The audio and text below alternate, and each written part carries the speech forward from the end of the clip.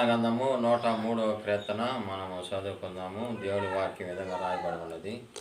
నా ప్రాణమా యెహోవాను సన్నతించుము, నా అంతరంగమా ఆయన సమస్తం పరిశుద్ధ నామమును సన్నతించుము.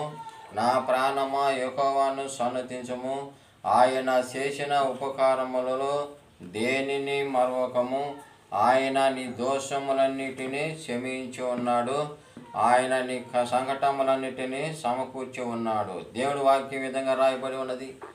దేవుడు ఈ విధంగా రాయబడి ఉన్నది కానీ, నా ప్రాణమా యెహోవాను సన్నతించుము, ఆయన చేసిన ఉపకారములలో దేనిని కూడా మరొకమంటున్నాడు.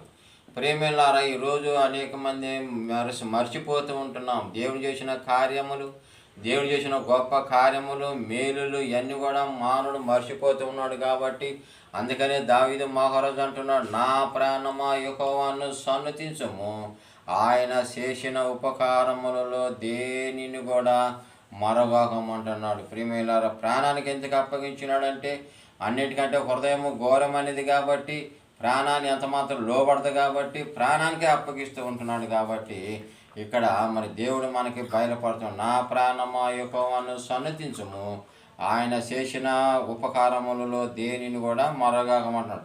ఆయన పరిశుద్ధ నామముని మరొకమంటున్నాడు.